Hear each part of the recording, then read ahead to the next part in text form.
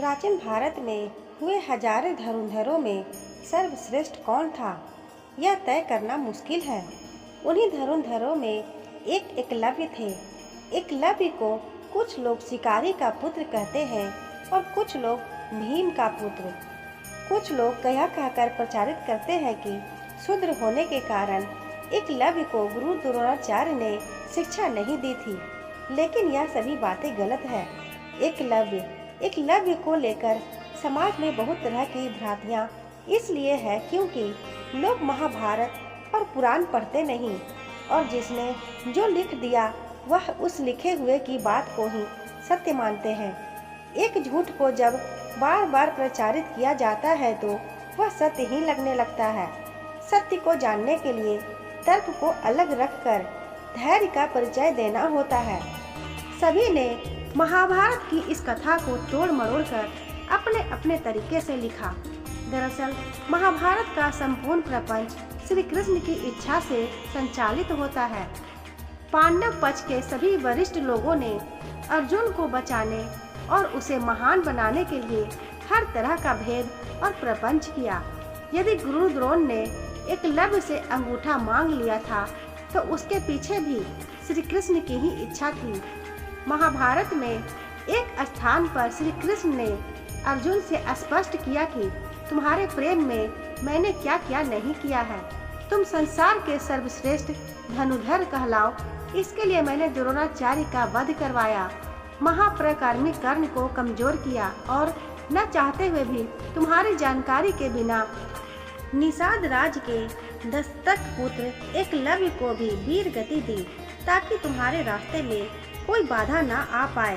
दरअसल एकलव्य भगवान श्री कृष्ण के पितृव्य चाचा के पुत्र थे, जिसे बालकाय काल में ज्योतिष के आधार पर वनवासी भील राज निषाद राज को सौंप दिया गया था। एकलव्य अपना अंगूठा दक्षिणा में नहीं देते या गुरु द्रोणाचार्य एकलव्य का अंगूठा दक्षिणा में नहीं मांगते तो इतिहास में एकलव्य का नाम नहीं होता। एकलव्य को इस बात का कभी दुख नहीं हुआ कि गुरु द्रोणाचार्य ने उनसे अंगूठा मांग लिया। गुरु द्रोणाचार्य भी एक ऋषि थे। वे भली भांति जानते थे कि उन्हें क्या करना है। वे भीष्म पितामह और अर्जुन को दिए हुए वचन से बंधे थे। गुरु द्रोणाचार्य के समक्ष धर्म संकट उत्पन्न हो गया था। द्रोण का वचन, उन्होंने भीष्म पितामह को वचन दिया था कि वे कौरव वंश के राजकुमारों को ही शिक्षा देंगे और अर्जुन को वचन दिया था कि तुमसे बड़ा कोई धनुर्धर नहीं होगा। गुरु द्रोणाचार्य ने यह नहीं कहा था कि मैंने किसी शूद्र को शिक्षा नहीं देने का वचन दिया है, लेकिन इस घटना को कुछ लोगों के समूह ने गलत अर्थों में लिया और उस अर्थ को बढ़ा चढ़ाकर प्रस्तुत करके समाज में विभाजन किया। इस सामाजिक विभाजन को हवा देने वाले संगठन भी कौन है, यह सब जानते हैं। द्रोणाचार्य ने जिस अर्जुन को महान सिद्ध करने के लिए एकलव्य का अंगूठा कटवा दिया था, उसी अर्जुन के खिलाफ उन्हें युद्ध लड़ना पड़ा और उसी अर्जुन के पुत्र की हत्या का कारण भी वही बने थे और उसी अर्जुन के साले के हाथों उनकी मृत्यु को प्राप्त हुए थे। द्रोणाचार्य के चरित्र को समझना अत्यंत कठिन है। राजपुत्र थे एकलव्य। महाभारत काल में प्रयाग के तटवर्ती प्रदेश में सुदूर तक फैला श्रृंगवेरपुर राज निषाद राज हिरण्यधनु का था। गंगा के तट पर अवस्थित श्रृंगवेरपुर उसकी सुदृढ़ राजधानी थी। एक मान्यता अनुसार वे श्री कृष्ण के चाचा का पुत्र था, जिसे उन्होंने निषाद जाति के राजा को सौंप दिया था। उस समय श्रृंगवेरपुर राज्य की शक्ति मगध, हस्तिनापुर, मथुरा, चेदी और चंदेरी आदि बड़े राज्यों के समान ही थी। निषाद राज हिरण्यधनु और उनके सेनापति गिरिवीर की वीरता विख्यात थी। राजा राज्य का संचालन अमात्य परिषद की सहायता से करता था। द्रोण भक्त एकलव्य निषाद राज हिरण्यधनु के पुत्र थे। उनकी माता का नाम रानी सुलेखा था। उल्लेखनीय है कि निषाद नामक एक जाति आज भी भारत में निवास करती है। एकलव्य न तो भील थे और न ही आदिवासी, वे निषाद जाति के थे। इस बात का खुलासा होगा अगले पन्नों पर। गौरतलब है कि महाभारत लिखने वाले वेद व्यास किसी ब्राह्मण क्षत्रिय जाति से नहीं थे, वे भी निषाद जाति से थे, जिसे आजकल सबसे पिछड़ा वर्ग का माना जाता है। महाभारत के आदि पर्व में एकलव्य की कथा आती है। धृतराष्ट्र, पांडु और विदुर की दादी सत्यवती एक निषाद कन्या ही थी। सत्यवती के पुत्र विचित्रवीर्य की पत्नियों ने वेद व्यास के वियोग से 2 पुत्रों को जन्म दिया और तीसरा पुत्र दासी का था। अंबिका के पुत्र धृतराष्ट्र, अंबालिका के पुत्र पांडु और दासी पुत्र विदुर थे। एकलव्य को क्यों कहा जाता है एकलव्य? प्रारंभ में एकलव्य का नाम अभिधूम रखा गया था। प्रायः लोग उसे अभय नाम से ही पुकारते थे। 5 वर्ष की आयु में एकलव्य की शिक्षा की व्यवस्था कुलीय गुरु में की गई। यह ऐसा गुरुकुल था जहां सभी जाति और समाज के उच्च वर्ग के लोग पढ़ते थे। एकलव्य का जिस तरह चित्रण किया जाता है वह उस तरह के नहीं थे। वे एक राजपुत्र थे और उनके पिता की कौरवों के राज्य में प्रतिष्ठा थी।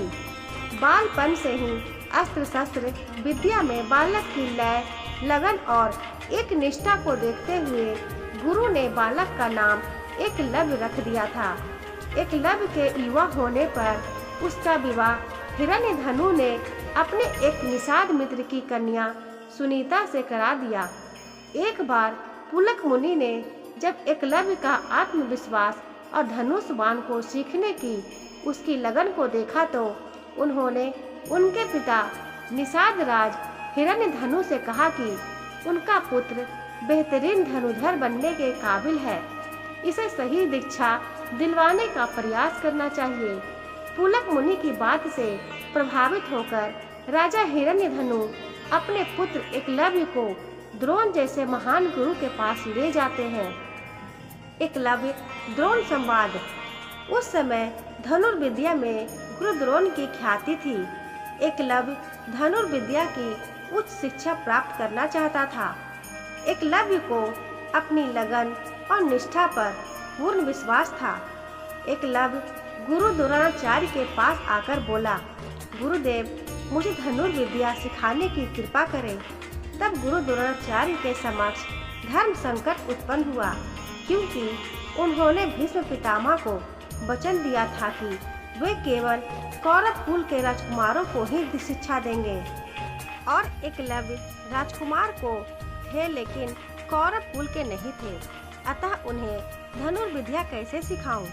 अतः द्रोणाचार्य ने एकलव्य से कहा, मैं विवश हूँ, तुम्हें धनुर्विद्या नहीं सिखा सकूंगा। एकलव्य घर से निश्चय करके निकला था कि वह केवल गुरु द्रोणाचार्य को ही अपना गुरु बनाएगा।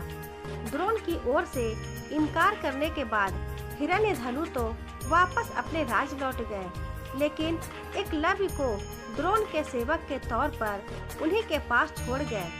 द्रोण की ओर से दीक्षा देने की बात नकार देने के बावजूद एकलव्य ने हिम्मत नहीं हारी। वह सेवकों की भांति उनके साथ रहने लगा। द्रोणाचार्य ने एकलव्य को रहने के लिए एक झोपड़ी दिलवा दी। एकलव्य का काम बस इतना होता था कि जब सभी राजकुमार बाण विद्या का अभ्यास कर चले जाएं, तब वह सभी बाणों को उठाकर वापस तरकस में डालकर रख दे। जब द्रोणाचार्य अपने शिष्यों को अस्त्र चलाना सिखाते थे, तब एकलव्य भी वहीं छिपकर द्रोण की हर बात, हर सीख को सुनता था। अपने राजकुमार होने के बावजूद एकलव्य द्रोण के पास एक सेवक बनकर रह रहा था। एकलव्य ने अपने खाली समय में द्रोण की सीख के अनुसार अरण्य में रहते हुए ही एकांत में तीर चलाना सीखता था। जब पता चला द्रोणाचार्य को एक दिन अभ्यास जल्दी समाप्त होने के कारण कौरव वंशी सभी राजकुमार समय से पहले ही लौट गए। ऐसे में एकलव्य को धनुष चलाने का एक और मौका मिल गया, लेकिन अफसोस उनके अचूक निशाने को दुर्योधन ने देख लिया और द्रोणाचार्य को इस बात की जानकारी दी। द्रोणाचार्य ने एकलव्य को वहां से चले जाने को कहा। हताश निराश एकलव्य अपने महल की ओर रुक कर गया, लेकिन रास्ते में उसने सोचा कि वह घर जाकर क्या करेगा, इसलिए बीच में ही एक आदिवासी बस्ती में ठहर गया। उसने आदिवासी सरदार को अपना परिचय दिया और कहा कि वह यहाँ रहकर धनुष विद्या का अभ्यास करना चाहता है। सरदार ने प्रसन्नतापूर्वक एकलव्य को अनुमति दे दी। आदिवासियों या भीलों के बीच रहने के कारण एकलव्य को शिकारी या भील जाति का मान लिया गया। एकलव्य ने आदिवासियों के बीच रहकर वहां गुरु द्रोणाचार्य की मिट्टी की मूर्ति बनाई और मूर्ति की ओर एकटक देखकर ध्यान करके उसी से प्रेरणा लेकर वह धनुर्विद्या सीखने लगा। मन की एकाग्रता तथा गुरु भक्ति के कारण उसे उस मूर्ति से प्रेरणा मिलने लगी और वह धनुर्विद्या में बहुत आगे बढ़ गया। समय बीतता गया और कौरव वंश के अन्य बालकों कौरव और पांडवों के साथ साथ एकलव्य भी युवा हो गया। द्रोणाचार्य ने बचपन में ही अर्जुन को यह वचन दिया था कि उससे बेहतर धनुधर इस ब्रह्मांड में दूसरा नहीं होगा, लेकिन एक दिन द्रोण और अर्जुन दोनों को ही यह गलतफहमी दूर हो गई जब उन्होंने एकलव्य को धनुष चलाते हुए देखा। राजकुमारों का कुत्ता एक बार गुरु द्रोणाचार्य पांडव एवं कौरव को लेकर धनुर्विद्या का प्रयोग करने अरण्य में आए। उनके साथ एक कुत्ता भी था जो थोड़ा आगे निकल गया। कुत्ता वहीं पहुंचा जहां अरण्य अपनी धनुर्विद्या का प्रयोग कर रहा था। एकलव्य के खुले बाल एवं फटे कपड़े देखकर कुत्ता भौंकने लगा। एकलव्य ने कुत्ते को लगे नहीं चोट न पहुँचे और उसका भौंकना बंद हो जाए, इस ढंग से 7 बाण उसके मुंह में थमा दिए। कुत्ता वापस वहां से गया जहां गुरु द्रोणाचार्य के साथ पांडव और कौरव थे। तब अर्जुन ने कुत्ते को देखकर कहा, गुरुदेव, यह विद्या तो मैं भी नहीं जानता, यह कैसे संभव हुआ? आपने तो कहा था कि मेरी बराबरी का दूसरा कोई धनुर्धारी नहीं होगा, किंतु ऐसी विद्या तो मुझे भी नहीं आती। द्रोणाचार्य ने आगे जाकर देखा तो वहां हिरण्यधनु का पुत्र गुरु भक्त एकलव्य था। द्रोणाचार्य ने पूछा, बेटा, यह विद्या कहाँ से सीखी तुमने? एकलव्य, गुरुदेव, आपकी ही कृपा से सीख रहा हूँ। द्रोणाचार्य तो वचन दे चुके थे कि अर्जुन की बराबरी का धनुर्धर दूसरा कोई ना होगा, किंतु यह तो आगे निकल गया। अब गुरु द्रोणाचार्य के लिए धर्म संकट खड़ा हो गया। एकलव्य की प्रतिभा को देखकर द्रोणाचार्य संकट में पड़ गए, लेकिन अचानक उन्हें एक युक्ति समझ में आई और उन्होंने कहा, मेरी मूर्ति को सामने रखकर तुमने धनुर्विद्या तो सीख ली, किंतु मेरी गुरु दक्षिणा कौन देगा? एकलव्य ने कहा, गुरुदेव, जो आप मांगे। द्रोणाचार्य ने कहा, तुम्हें मुझे दाएं हाथ का अंगूठा गुरु दक्षिणा में देना होगा।